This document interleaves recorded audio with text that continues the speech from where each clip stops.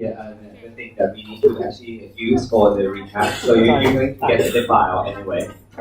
Let the office know as well that they should send the file to you, and also you're going to get the printouts. You should get it from the office as well. So this is the last bit. It is actually chapter 2 in the book, and I mentioned when we first met that this one is the one that we're going to use to capture and summarize everything that we have learned throughout this semester. So this is the last session for your semester, is that correct? Correct. So how about the other subjects? One more tomorrow. One more tomorrow. So which one is that? Finance. Finance. ไม่รู้คืออะไรไม่รู้ I don't want to know anymore. So, but accounting done. Exam next week. Yeah. I can see. I just noticed the good point of having this kind of system. So it's eight sessions and 8 sessions. So in general, you have altogether 15 sessions per semester. But for the new system, you got one more session for free to learn. So good enough. It doesn't quite work like that because the professors, instead of splitting it up into 2 sections of 16, Okay. they condense 15 weeks into 8 weeks. All right. So, yeah, Oh, that's the case. that's the case. But for me, it's fine. For Because you, it's fine, yeah. For me, it's fine. It's just the same system. So I got one more week left. I don't know what to talk about. It's just fine. I can talk for 3 hours without stopping anyway. So, however, but I understand that it happens with some other professors that they try to squeeze everything all together within 8 weeks. And it will happen with my subjects for service marketing for some other programs as well. So I don't have the service marketing class here for the English program, but for the young MBA, ex-MBA, regular MBA, I have to squeeze everything and finish everything within 8 weeks. Right? Yeah. So you learn a lot. That's a good point. So the bright side. Yeah.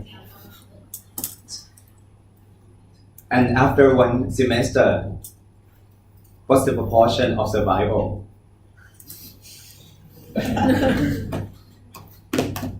May I ask anyone left the class?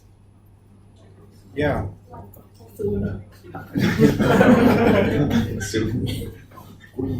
So after the exam, yes. So how many students have already left? We have 45. We should have started with 50. Or you're about to 10%, and to 90% survival rate. Good enough, that's A. That's not fun. Yeah. So let's see how it goes. So if you need to rate out of 10, so out of 10, 1 means the worst, 10 means the best, right? For your experience during the first semester of MBA English program Chulalongkorn University. So what's the rating? If you think it's, so you need to choose. I just would like to know. I won't remember anyone, just would like to get the flavor out of it. So how about 1 out of 10? 1, the worst. 2, 3, 4, 5, 6, 4, 5. Okay, thank you. 6, 7, 8, 9, Don't look back. We won't remember anything. So 10 out of 10. No, 10.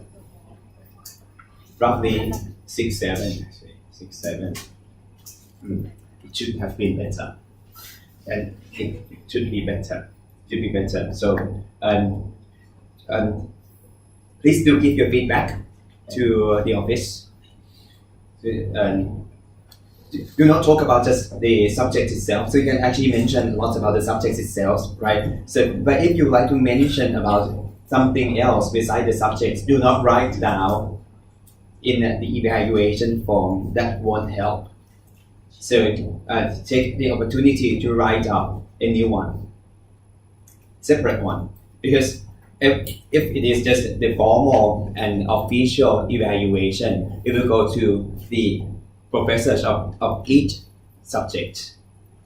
But if it is something for the office themselves, do write down the separate one. If not, the professor cannot help. The professor will be responsible solely for the subject. Right? That's the thing, just to let you know. To make it better for you, because it's the first semester of yours, and you can have more and more semesters to come.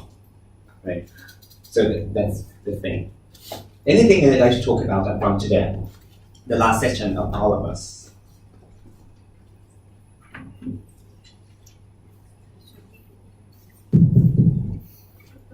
Anything at all? So I just came back from an event held by the faculty, the school. It's called Flagship Summit 2018. So we invited 3 professors from 3 top schools. So the dean, our dean, one of them, and then the dean of HKUST, number 1 in Asia, in Hong Kong, and then the former dean and the current deputy dean, so the same guy, of NUS, National University of Singapore, gathering together on the stage and talked about skills for future. So they talk about the skill sets for future. Very interesting. So what I remember from the discussion, first thing first, 85% of the career, 85% of the jobs and careers in 2030 have not yet existed. So you don't really know about them yet. For example, we talk about data scientists these days. In the future, it can be data artist. And no one knows about what does it mean by data artist yet. Things will be changed. Things will change a lot. Right? In 2030, 85% of the jobs there, right, and might not actually exist today. That's the first thing first. And then they talk about what should we do and what should we teach kids, because the thing that the kids learn this day might be totally different in the next 30 years. What they've learned today might not be relevant in the next 30 years at all. So what should we do?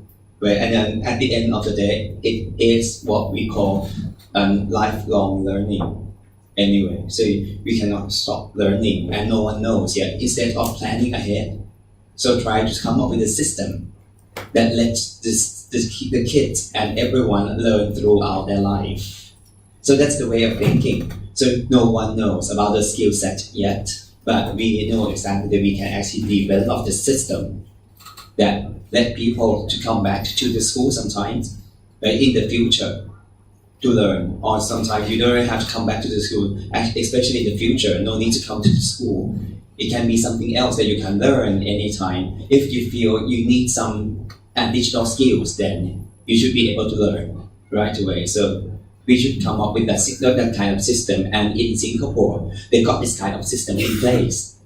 And they talked about, and the dean talked about it, the dean of the NUS talked about it, very interesting. So you got about 2,000 Singapore dollars credit and you can use this 2,000 Sing dollars at any time to actually buy the training programs provided by any university and any governmental organizations.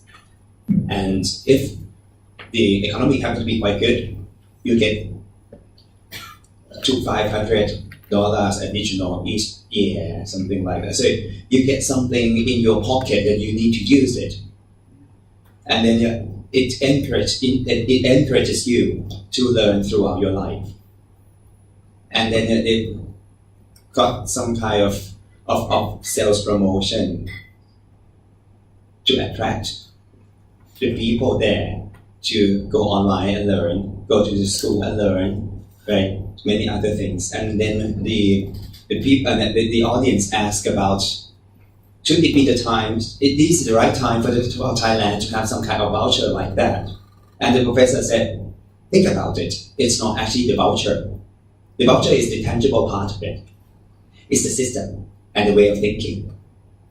So you can actually come up with the vouchers and no one used it at the end. But how about the quality of the teachers? Right? The one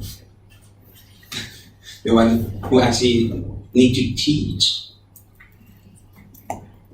everyone in the society about the system, the behind the scene, the system, the everything, right? To encourage people to learn throughout their life, and how can we encourage them to understand that learning for life is important? That's more important that way. So interesting. However, we got 3 skills altogether as skills for future. The first skill is data literacy. Data literacy. Technology literacy. That's the second one. Technology literacy. And the third one is human literacy. So 3 literacies. So you should know 3 things in general. You should know data. How can you manage data well? How can you interpret data and develop data well? Then you need to understand technology. You cannot actually avoid technologies anyway. So understanding deep text and everything should be important for you. And more importantly, it's not just data and technology, it's human being as well. How can we understand human?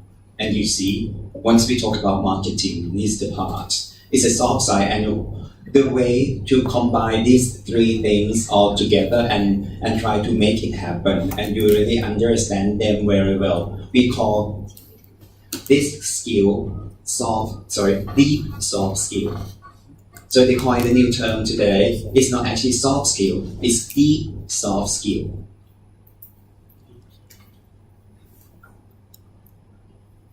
So that's what you need for the future. Skills of the future.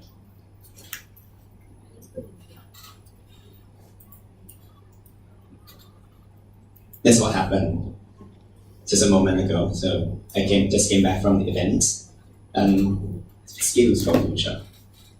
The dean from HKUST talked about something in details as well. So this actually the 3 skills and everything happened to be from the dean of NUS.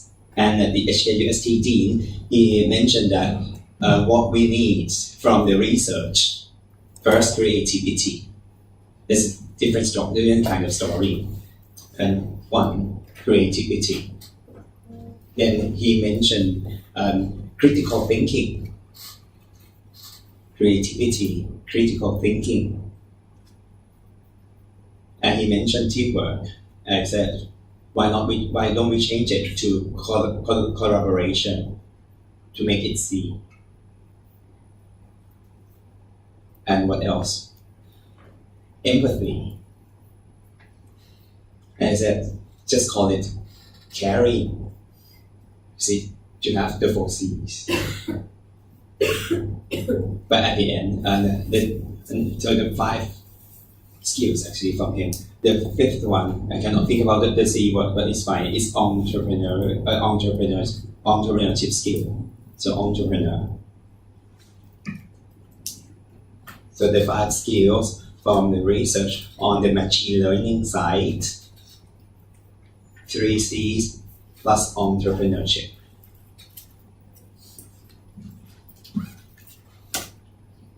What does it mean? It means soft skills will play a vital role in the society. Right? So you see the linkages between the two professors now. So we can talk about computer skill, we can talk about science, we can talk about mathematics, right? And that's what happened in the past. And some of the parents might actually teach their kids to go for science, math. And if the kids would like to go for something on the soft side skill, the parents might not allow them to do so, but that's the skills in the past. So we need to teach them to understand skills in the future, and it is critical. So that's the point. In terms of math, the program will help you a lot. Right? The mathematics skill will not be as important as it has been. So the way of thinking should be totally different. It's not just the kids, it's the parents as well, it's the teachers and educators. So it's important and it's critical. Right? That's what I learned today. So just to let you know what happened there.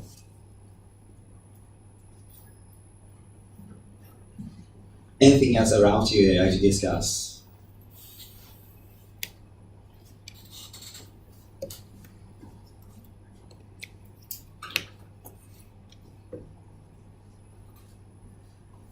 Please.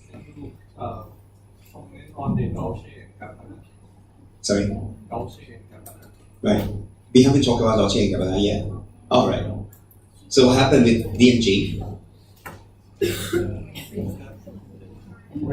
Racist. So using chopsticks. Using chopsticks is fine, right? But it's the fact that they use chopsticks for pizza, they use chopsticks for spaghetti. What happened next after that? So Chinese people hate it, and then said this is racist. And one of the owners of Dolce & Gabbana said, this is not. This is normal thing. So it's fine. So you think about it, and it's fine. So it's culture, and it's fine with actually D&G, and that's fine. And we understand that part. It's fine. So the D&G doesn't intend to actually go for something like that, the negative part. They love to talk about chopsticks and Chinese cultures, and the Chinese culture can be misinterpreted. It's fine. It's culture. So still, they can actually talk about it. We respect the culture, right? But no, that's the first paragraph, and the next paragraph, the owner said, so if I were the one who happened to be responsible for this app, I wouldn't delete it. And it's fine if Chinese people don't want to buy D&G, it's fine, because China is a country of shit. That's the thing. And then you see the prices of D&G. It's not just for the owner himself, it's the Instagram account, right? Not just one message, but 2 messages. And after that, you see some big Chinese movie stars, right, talked about it, right? So Zhang Ziyi, she herself said no to D&G anymore, right? And what else? The editor of Vogue China went back to China right away, right? And she did not attend the the fashion show of DNG anymore. Right? Not just the editor, 20-something Chinese models went back to China right away. And then the authority came in, and then you might see it, so the cancellation of the event in Shanghai. Right? And then what happened next? DNG said, sorry for everything, something wrong about the accounts. The two accounts got hacked. And we do understand it is not true. It's very difficult to be true, right? And then the two owners came on the video clip, and said sorry without mentioning hacking the accounts. Right, so what happened right now? And it might need to ask. And they cancelled, they deleted the video, Oh, they deleted the video apologize. of apologizing. I think they cancelled. No. No, not the show, the apologize. So the clip itself. So they deleted the clip Yeah. with the two owner saying sorry. Yeah, they say 对不起. Then, but after they did it again Oh, interesting. from their Instagram, Okay. and they think they do nothing wrong. All right. Since they do nothing wrong, they should Actually, not they have. never think they did something wrong. Right. Yeah, they did just something about their company that they need to apologize. They need to delete something. They need to the account be hacked. But actually, I don't think they feel sorry about that, because for them it's very hard to understand what they did is wrong to Chinese. Okay. Okay. Good. So, what do you think? DNG, 20% of the sales volume of luxurious products in the world happen to be from the Chinese market. And especially for DNG, more than 20%, I'm sure. It has been quite popular in China. Actually, for the video clips, it's not that sensitive, but it caused some discussions in China. But after that, I think it is something wrong to say that to talk to someone in Instagram chatting and then capture it. They said there's something like that, China, something like that. Right. That's the point that made Chinese people more angry. All right. with that. Right. And then another thing that And Chinese people are still very angry right now. Is that correct? Chinese is easy to forget. Okay. All right. Basically, some say, and right now, Chinese market hates two brands, DNG and Thailand. DNG and Thailand. Still, the incident in Phuket, right? And we can see the numbers of Chinese tourists still happen to be quite low, very low actually, compared with what happened last year. But they almost forgot. Right, and that's what we actually predict from the Tourism Authority of Thailand. They said the government tried to make it better now, and then time helps.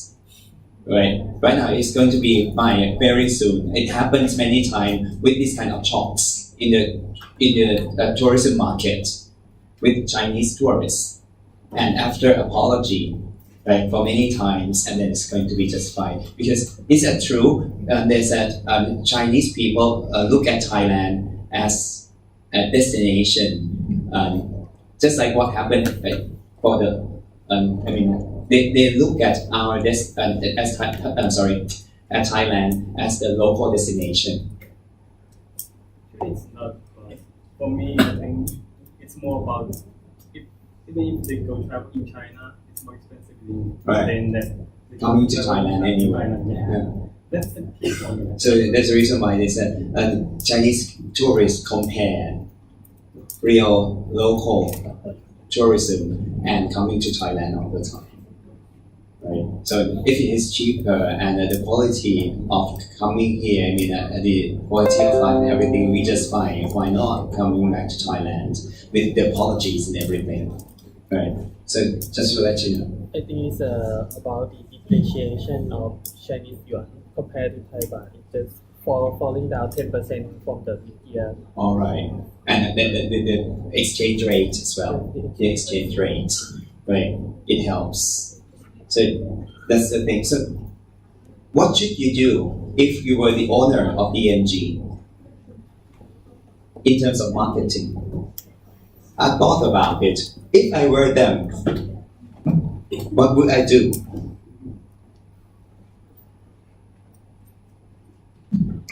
In terms of marketing, at the end of the day, we cannot have that big egos. Keep in mind, we need to make ourselves smaller and smaller all the time. Even if it's not right to say sorry, sometimes we think it's not right to say sorry. Marketer can say sorry to the customers. Right? That's the first thing first. What else? We turn and we think customers or outside in. That's the first thing that we mentioned in our class 16 weeks ago. And still, it can be very useful. Think outside in. So you learn that people in China are very proud of the chopstick culture. And it is fine. So if you like to turn the threat to opportunities, what to do? You said you respect what happened and you might do something wrong. Sorry about it. But we respect the chopstick culture. To let you know that we really respect the chopstick culture. From now on, in the D&G shop around the world, you have chopsticks under the brand D&G. And the next collection of the next season, you see, everything will be inspired by this chopstick culture. It's just to say, we sincerely respect the culture. It's going to be huge things. It might turn threat to opportunity right away. So I thought about it, and I said, but that might not actually happen with some other careers though. But for marketers, of course, we try to make ourselves smaller and smaller all the time. Right? Big egos will not help in terms of being good marketers. That's for me.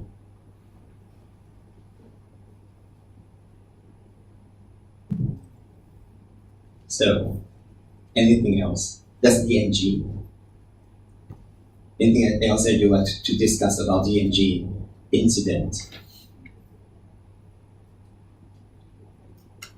No? I saw like some I don't know if it's from the government, but like in response of the chopstick incident, they were like they had for The chopsticks itself is chopstick culture and how important it is for lot of people, lives of people in China, right? So it's not just chopsticks. It's not something for you to eat food. It contains lives, family, respect, sincerity, and many other things, right? So that's the thing that you can actually see as well, right? And I think it happened not by chance at all. It's happened because of some authorities trying to make it happen, right? In order to say this is what really happened with this chopstick culture. And we can do it in the marketing world these days. It's just communication. It's counter communication. Any other cases that you like to talk about tonight? The last bit of our class. Trading war between China and Trading war between China and the US. So what happened now? they come to an agreement that they stop the tax increasing for 3 months, and they're going to negotiate within 3 months. Right. That's very Trump way of thinking. So what happened before, the tax between the two countries can be very low. Some products 7%, some products 8%, some products 10%. And then Donald Trump launched the campaign to actually introduce the tax war for the products from China. And it starts with 25 to 30%, right? So that's actually a trade war. But that's not the rate that Trump actually aimed at for me, I think. It's his way of thinking. Go for something very extreme first, and then you can negotiate. And at the end of the day, you get 12%, 13%, it will be just fine. And they feel good. But at the end, you get something more. That's the way of thinking. So from 7-8% to 25%, people hate you. That's happened first. That's the negotiation technique, and that's the reason why people call Donald Trump the negotiator. It's 25% first, and then 3 months time to negotiate, right? And at the end, it's fine, 13%. Wait, it was 8, right? But people feel better. That's right. So go for the extreme first. That's from my viewpoint. But you have to look at it and understand the situation right now. So the trade war between the US and China is going to be something, right? And you see the impact in the world economy for sure. Nothing else, so I move on to the very last chapter of our class. So it's actually the strategy. So we try to capture everything right now using this chapter to capture what really happened throughout these 16 weeks. Right? So we are going to talk about this strategy.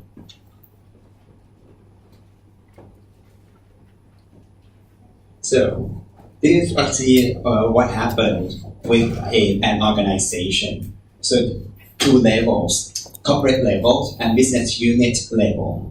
So we need to come up with strategy for the corporate level. So first thing first, you need to understand the company missions. Some companies call mission, and some companies call mission, which will be just fine. But from your OB class, you are going to be in the OB class, organizational behavior class, very soon. They make it clear that if you would like to be something, it's vision. And if you would like to do something today, it's mission.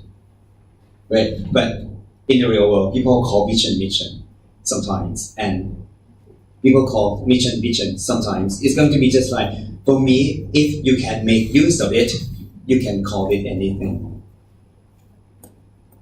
Right? And in this book, they call something in the future mission. This is just fine. Right? And in your management book, they call something in the future vision. Fine. So do not get confused with this kind of terms and words in the real world. Just like what happened with branding. Many people talk about brand essence, and then brand DNA, brand core, brand spirit. They'll be the same anyway. Something deep inside the brand. So it's the spirit of brand or DNA of the brand will be just fine. No need to understand the difference, no difference anyway. So it's just they're just the terms, right? So after the company vision or mission, then you need to set up the objectives and goals of the company. Something that you can actually measure.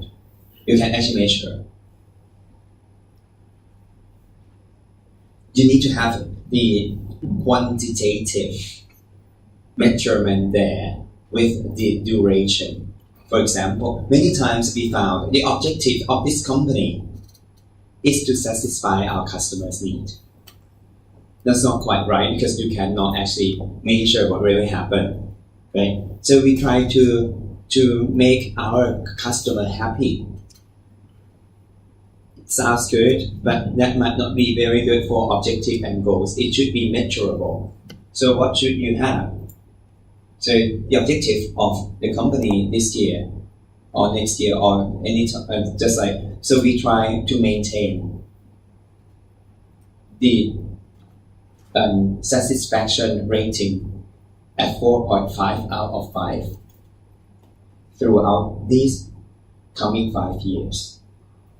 Right? So you see, it can be measured and with the duration. But that's the good objectives actually. And then we need to design our portfolio. So what should we sell? So what's our business?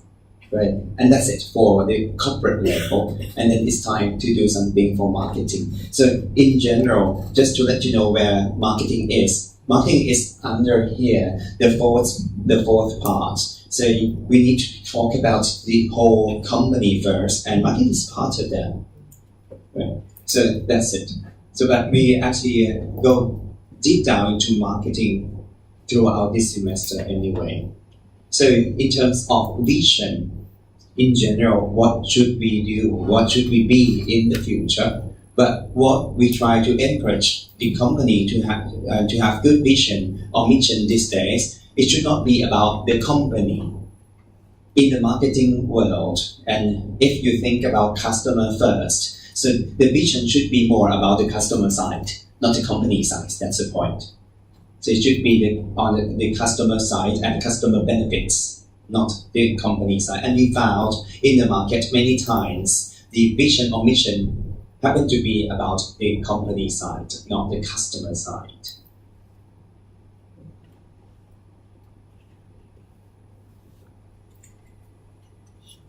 Vision should be realistic, specific, fit to the environment, distinctive to a competitor, and be motivating. Right? So these are just something that you might need to keep in mind if you would like to come up with a vision or mission of the company. But it will be just fine. It will be just fine. Then the objective, we talk about the objectives in terms of measurable already, but in terms of designing business portfolio, the third step, right? We have many tools, and one tool that people talk about all the time is the tool called BCG Growth Share Matrix, just like this. I think you're familiar with it. Have you noticed it in any classes yet? Not yet. Okay. So, I'd like to write it down.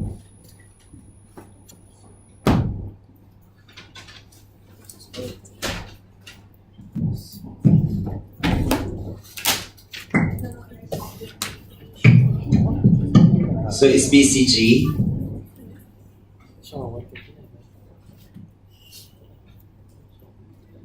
Growth Share Matrix.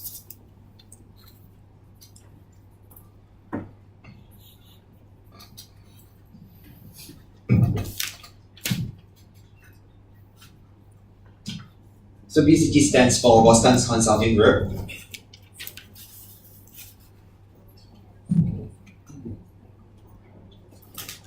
Leading consulting companies, actually.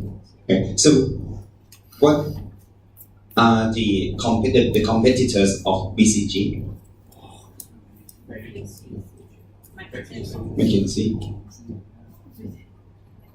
And we found it's interesting that we found that in terms of consulting firms these days, niche market might be the way to go. So it's not the time for McKinsey, it's not the time for Accenture, it's not the time for BCG that much anymore. And this is just costly to actually hire them. So how much does it cost to hire them for one project? It depends in general, but just to let you know, for one project, one manager and 3 associates. That's the normal project, one manager and 3 associates. For a month, how much does it cost to hire McKinsey or BCG? They will work with you for a month. One manager of BCG and 3 associates.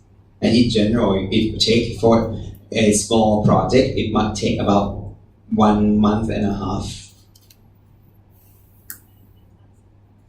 How much does it cost per month? PTT uses it all the time. And PTT is rich enough to use both BCG. I could see one project I remember. They used both BCG and McKinsey. One floor McKinsey, one floor BCG. And they actually recheck the results of the two companies. So how much does it cost in general per month? And you guess?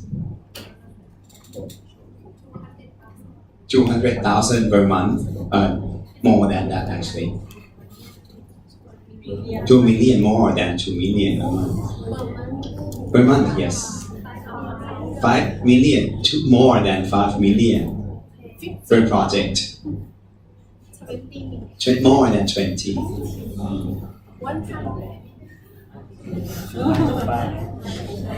It's about 40 to 50 million baht a month. So you can you see the consulting fee of these companies? It's very, very costly, right? And no discounts. You can actually extend the period from 1 month to 1 month and a half, it will be fine, but the cost will be right there. It's very difficult to ask them for discounts.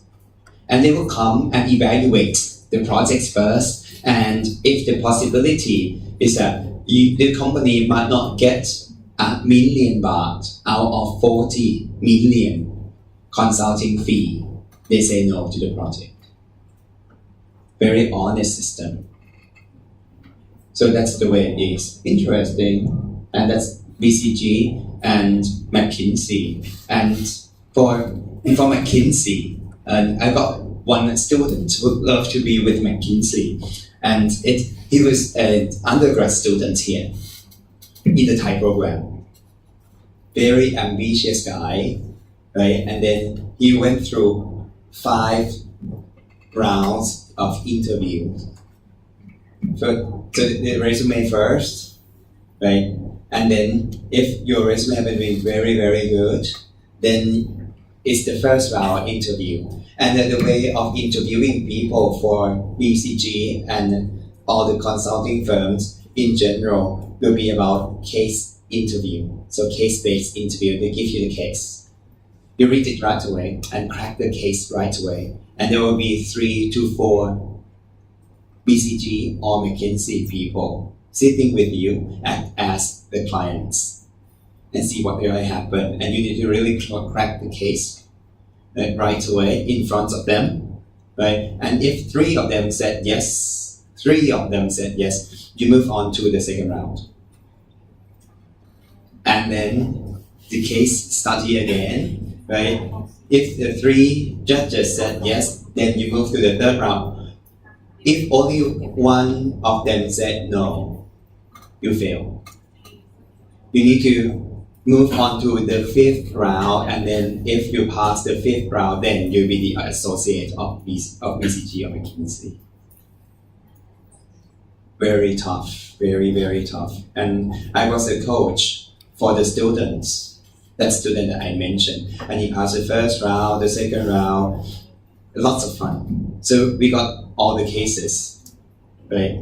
And then we try to act as what really happened in the interviewing room, right? And then he passed the 3rd round, the 4th round, and then it comes to the 5th round, he failed. Only one no from a German guy.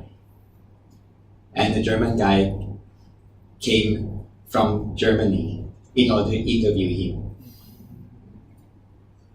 Said no, and then we were so sad, but he just happened to be a very ambitious guy. He moved on to his further study at Kellogg's, and then at the end, after finishing his degree at Kellogg's, then the 5 rounds again, and he is right now the associate of McKinsey. You see, it takes time.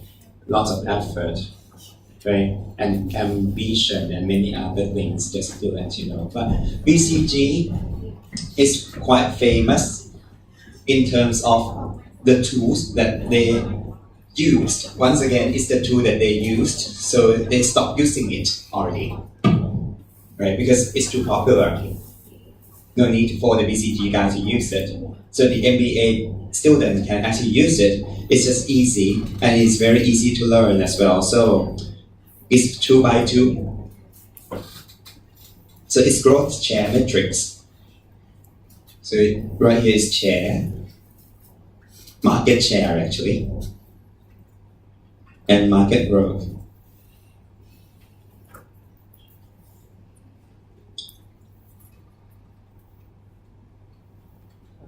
High and low.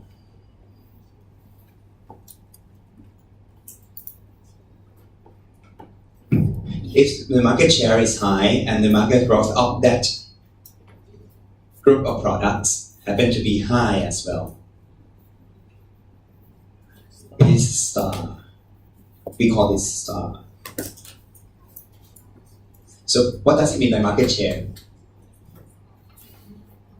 It's the percentage of your product compared with the total market, right? So 30% market share, 50% market share. So if it is 50% market share, it means out of the total market, 50% is yours.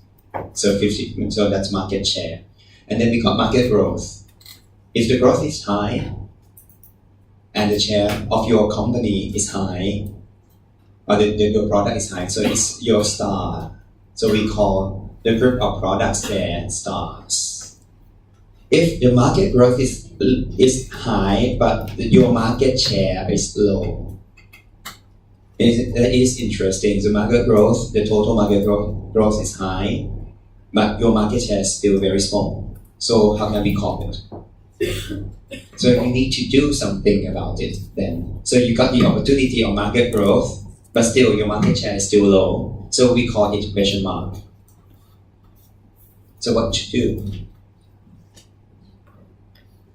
If the market share of your market share is high, but the market growth is low, so no growth anymore, but your market share is quite high. So we call catch cow.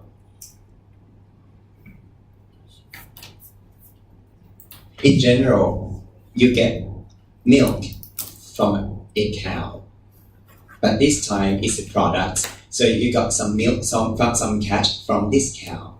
So we call it catch cow, right? And what else? So if the market growth is low and market share is low, so low and low, then you've got what we call dog. Dog. So can we? Dog.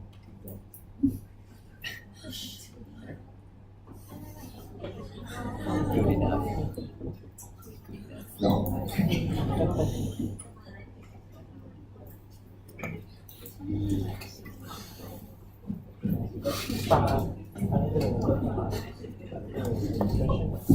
Can you come up with any examples of stars?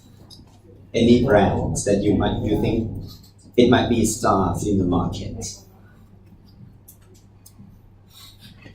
Any brands at all? Sorry?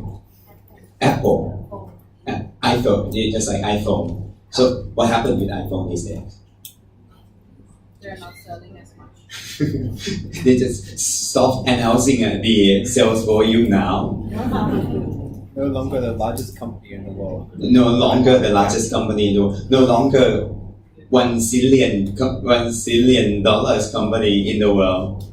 Right? So it's the doubter, actually. It's the doubter of the overall of Apple brand. But still, if you like to put iPhone as size, would be just fine. Right? iPhone. So how about catch cow?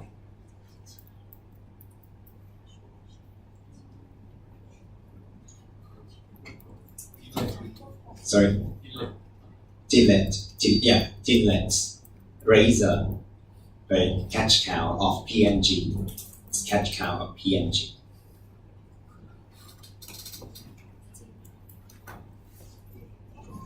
How about question mark or P&G maybe?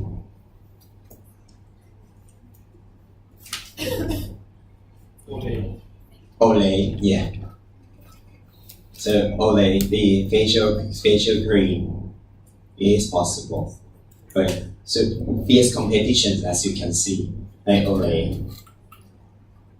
But of course, in terms of facial care, facial cream, high growth all the time. But Olay was huge, but not anymore these days. Different. How about doll?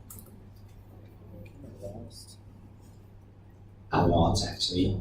For example, Pampers for P&G is just 0.5% in the market, right? And we might not see the growth in the market anymore because of a number of kids, right? So Pampers. So you see, and then you understand exactly what should you do after understanding the 4 quadrants here.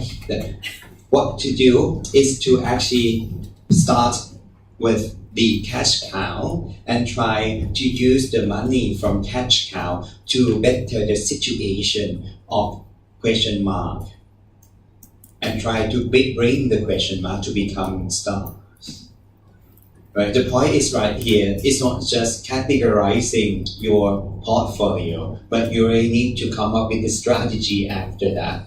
So this is actually what we talked about in terms of the strategies, you see. And you need to really think about that. You need to invest a lot in order to make it start. So in general, if you can divest, you just divest. So stop doing it. It's easy, but it's useful.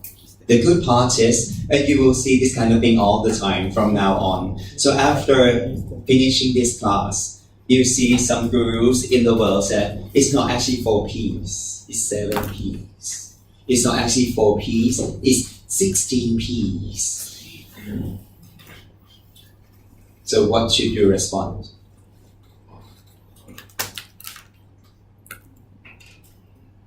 People talk about it all the time in order to actually communicate their thoughts, and sometimes it's the way of doing promotion for some companies, right? So we would like to launch 8 P's. We would like to launch the 7.5 P's. Trying to make it interesting, right? In order to sell things. So what to do? What should you respond? I don't know, but for me, if it is simple but not simpler though, it's the best. Simple is the best. Right? So if you cannot go for 3 P's, do not mention about the new P's. We understand that we can talk about 100 P's, but the good part of the 4 P's is the fact that we can combine everything and talk about it in terms of 4 topics, and the 4 topics cover everything. Do not introduce new ones, right? But sometimes it's from 4 P's to 4 C's, that's a different story, because for the 4 P have to be quite inside out, and if the way of thinking can be totally different and you see some benefits out of it, right? So the 4 C's, that can be different story, right? So for me, this is simple enough. It's simple enough, and you can come up with some strategy out of it, which is just fine then. It's not just the BCG growth share metrics. I would like to introduce you to one more metrics here. It's called product market expansion rate. So it's not just the portfolio management in terms of the growth share metrics. You can use this kind of metrics in order to initiate growth in your company. So how can we grow? You see this kind of question all the time in your company. So how can we grow? And these days people talk about S-curve. What's the new S-curve? What's the new S-curve for the company? And I said, so how can we grow very quickly? The same kind of thing, but to make it sexier, we call it new S-curve. You might hear about S-curves all the time these days. Actually, how can we grow very fast? Again, right? What's the new S-curve for the business school? Online learning, actually. So the new S-curve for how can we grow very fast in online learning. So you know how many students register for our space by CBS, the online learning of our school. How many students so far? I just confirmed with the dean today during the event. The number of students registered for the space by CBS right now is over 100,000. That's the new S-curve. Last week, Bernie Jucker, BJC, asked our school and the dean to be there at their company and donated 2 million baht. A month ago, K-Bank, Kasikorn Bank came here and donated 5 million baht for CBS space. You see, it's a new S-curve for the business school right away. Right? So how can we grow? And there are only 4 ways to grow. There are only 4 ways to grow. So it's product market expansion rate. Expansion means growing anyway. So product, new product, old product, market, new market, old market. What does it mean by market?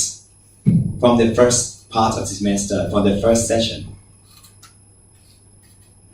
Market is a group of people, right? It's a group of people. So once it's new customer, old customer, new product, old product. Then we have this one, the way to grow.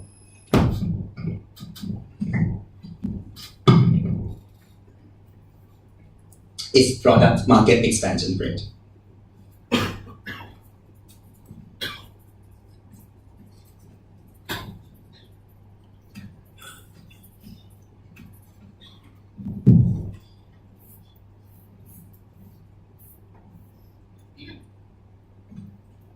Products, old, new, market, old, new. If it is old product, so the existing product selling to existing customers, we call it market penetration.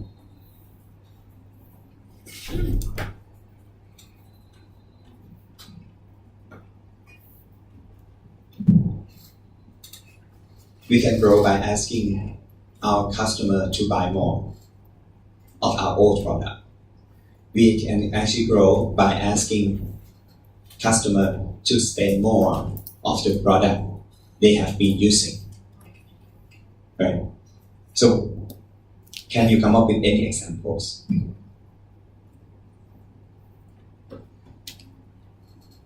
Just like what happened with 11/11, the event that we mentioned.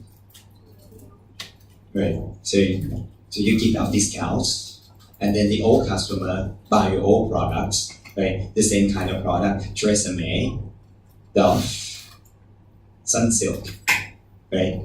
Then not just one bottle anymore. It's not just one bottle anymore. It's 2 or 3 or 4 or 5 bottles, right?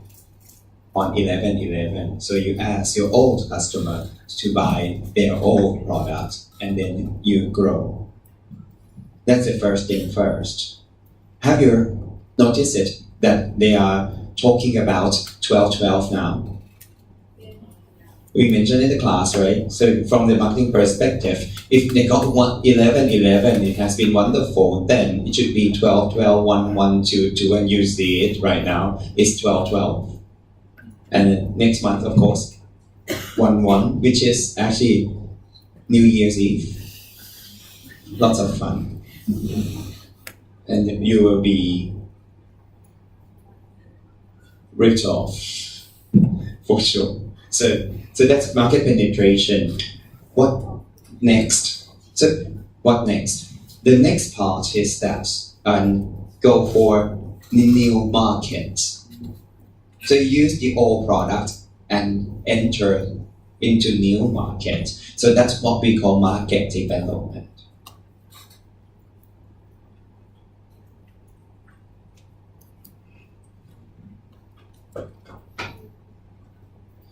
And then it's time to move on to to move on a little bit more, so you can actually look at your old customer and introduce them to your new products, and that's what we call product development.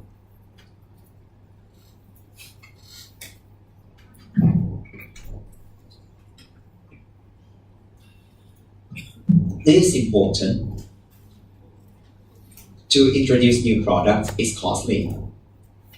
And many times people talk about new product first in order to grow, you see. So how can we grow? Introduce new products. Introducing new products is risky. And introducing new product is costly. Sometimes you need to have some new machines to produce new products. So if you have this kind of framework in mind, you understand exactly that the first step is try to encourage the old customer to buy more products. And after that, it's not the new product yet. So you need to use the old product to sell to some new markets. And then it's time to introduce new products.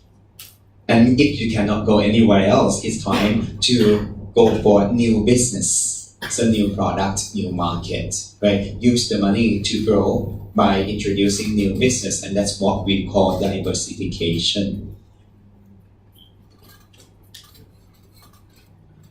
The point is, instead of looking at the 4 quadrants themselves, what I try to focus on right here is that you need to go step by step. It's not in your textbook though.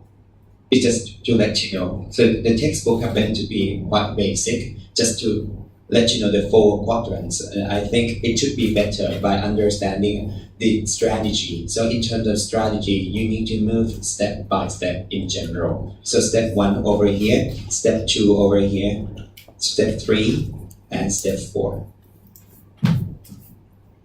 How about the Chulalongkorn University, Chulalongkorn Business School, our Chulalongkorn Business School? What should we do in order to grow if it is business matter? First thing first.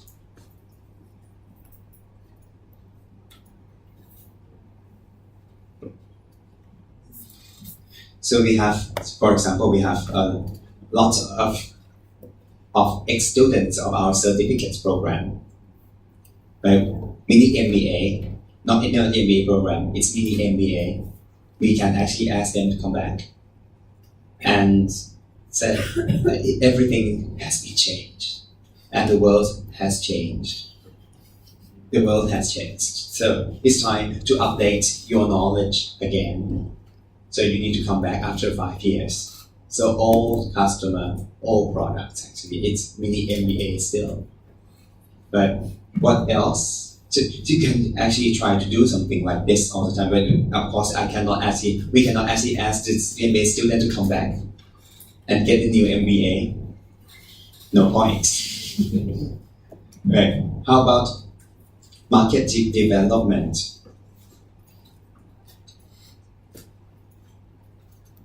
So we have mini MBA already, right? But it's for, in general, young executives. And then we use the same program and we talk about in terms of senior executive. And this is interestingly, we just launched a new, actually it's the same program for a new group of customer. We call it Jump Now. Jump Now. It's actually a mini MBA program for very senior people who would love to learn from young instructors. So you see, it's actually the same program. All the young professors, young instructors, and very senior people who like to understand what will happen in the world now. Okay? It's interesting that way. But still, it's old product, new market. Old product, new market. We can grow that way. And then, new products. Old markets, right? So after mini MBA program, we introduce finance for non-finance, accounting for non-accounting, right? And we got all the programs now, right? In order to actually grow up. And if not, it's new product, new market. we need to use our money that we have in our school to invest in something else, not education maybe, or education related methods possible. It happened at Sachin. Sachin got the money in hand, then they decided to invest the money of 1 billion baht for the new campus in Krabi. So it's not actually a new campus, a new building in Krabi, and it's actually the building for conference. So it's not actually education, it's the building. It's actually a resort hotel for conference, right? That's diversification. It's different, so step by step that way, right? So 4 ways to grow. That's what we call product market expansion rate. So I have already talked about it, right? Market penetration first, market development, product development, and diversification, right? What next? Marketing. So this is the time that I need to actually summarize everything in terms of marketing for you. And marketing at the end of the day is not just the strategies, it's about the way of thinking. Indeed. Many people say one day the knowledge in your MBA class will be outdated. And it will be outdated. But the thing that will not be outdated, it's the way of thinking. The mindset won't easily be outdated, right? And the mindset of marketing, of course, is outside in, not inside out. That's the way of thinking, but the way for acting can be different. For me, I got this kind of thing in mind. So think outside in, but act inside out. So if you happen to be the leaders in a company, you cannot talk the talk. You need to walk the talk. You need to do it by yourself as well. So do not just think about it. Right? If it is thinking, think about others. But if you would like to make it happen, do it by yourself as well. So act inside out, but think outside in, of course. Right? Just like what happened with a company. Do not ask the agency partners to come in and do something for you all the time. You need to do it by yourself as well, right? And we found in many companies, they love to actually hire someone to do many things for them, right? And they haven't learned that much. So these days, if it is your core, you might need to actually do it by yourself, right, as well. So that's the point. So in terms of marketing, we actually talked about the philosophy, not just the strategy. So the way of thinking first, and then the philosophy first, before moving on to the strategy, and then it's the program. So we design the marketing program and implement it later on. So it starts with the philosophy and the way of thinking first. And at the end of the day, marketing will be about customers. You can make changes if you like. So in terms of, if you look at the people inside the company as your customer, then you got internal customer. And then we call it internal marketing. But think about others first. That's the point, right? And then customers first. And this is the thing that actually capture everything about marketing. One slide capture everything. And you see, if I actually introduce this one to you up front, the second session that we met, this is just crazy. But right now it's funny. It's crazy still. It's actually nothing. Just we like to let you know what happened right here. So the slide that you just saw is the marketing system. And the marketing system is just like this. So we can actually capture marketing in just one go. So the heart of marketing, so the central part of everything in terms of marketing is customers' need.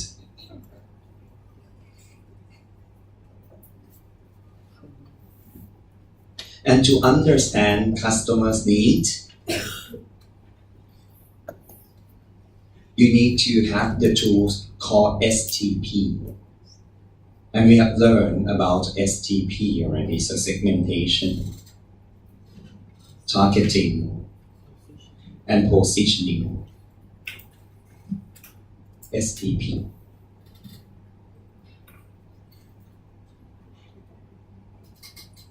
After understanding your segments, the target segments, and the positioning of yours, so it's time to do marketing strategy.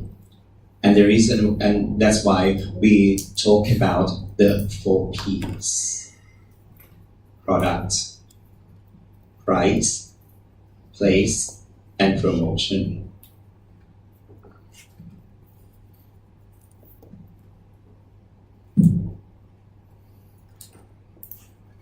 And what we need to do is to manage all the circles.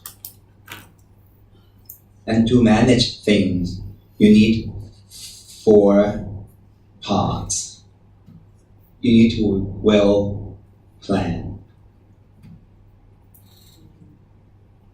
After planning, you need to actually implement it. So plan, do, and you need to measure it. Measure the result, so check. And make it better, acts. And that from the management viewpoint, everything should be planned, should be about plan, do, check, act, plan, do, check, act all the time. And everything here is surrounded by marketing environment, you see. Macro and micro environment.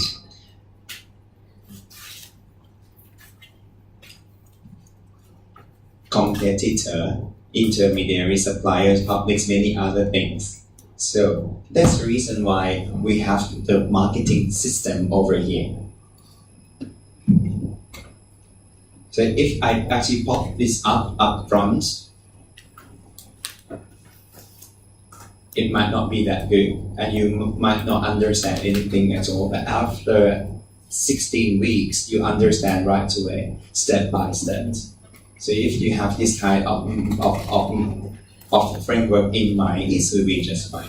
And this captures everything about marketing in terms of its principles already.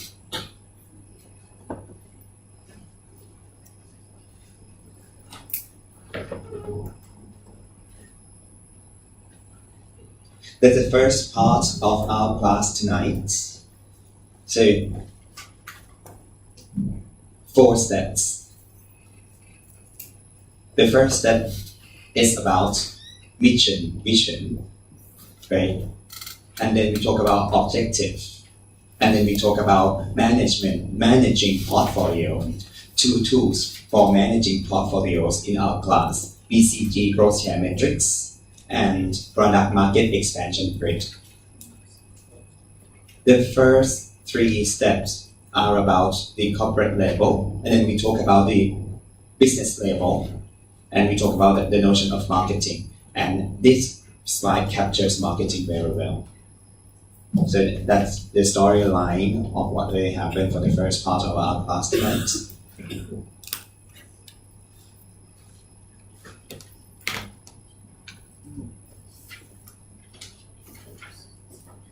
Any questions so far?